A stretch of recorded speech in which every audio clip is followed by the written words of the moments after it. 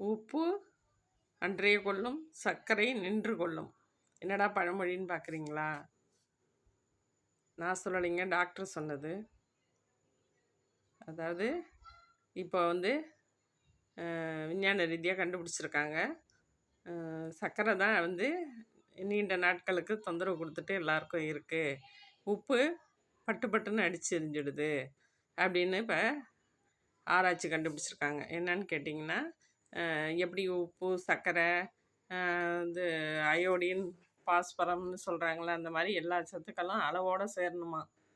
இப்போ நம்ம உடம்புல உப்பு கலோரிஸ் மட்டும் அளவுக்கு அதிகமாக இருக்கும். ஏன்னு கேட்டிங்கன்னா, நம்ம சாப்பிட்ற சாப்பாட்டில் ஒவ்வொன்றுத்துலேயும் நம்ம இனிப்புங்கிறது, இனிப்பு பண்டம் சாப்பிட்டா மட்டும்தான் இனிப்பு வரும். இப்போ உப்பு எடுத்துக்கிட்டிங்கன்னா, அனைத்து பொருட்களையுமே உப்புங்க. நம்ம ஸ்நாக்ஸ் ஆகட்டும், ஒரு கடையில் சிப்ஸு, லேஸு, மற்றபடி காரா சேவு, ஓமப்பொடி, மிக்சரு, எந்த ஒரு ஐட்டம் நம்ம ஸ்நாக்ஸ் வாங்கி சாப்பிட்டாலும் அதில் உப்பு அதிகமாகவே இருக்குங்க. உப்பு ஊறுகாய் டபுள் ட்ரிபிள் மடங்கு ஊறுகாயில் இருக்குது உப்பு.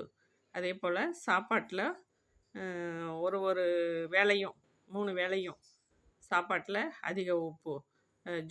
ஜூஸில் கொஞ்சம் பழத்துலேயே சால்ட் இருக்குமா.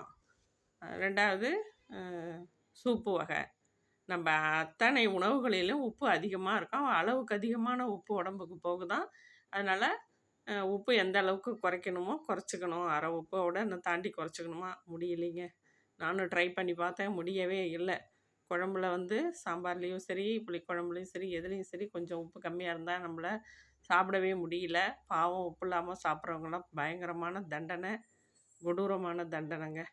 முடியவே முடியல. கூடுமான வரைக்கும் எல்லோரும் உப்பை குறைச்சி சாப்பிட முயற்சி பண்ணுங்கள்.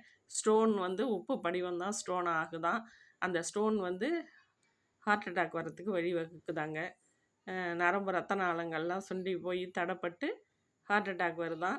அதனால் உப்பை கூடுமான வரைக்கும் குறைச்சி சாப்பிட முயற்சி செய்யுங்க. இது ஒரு அவேர்னஸ்.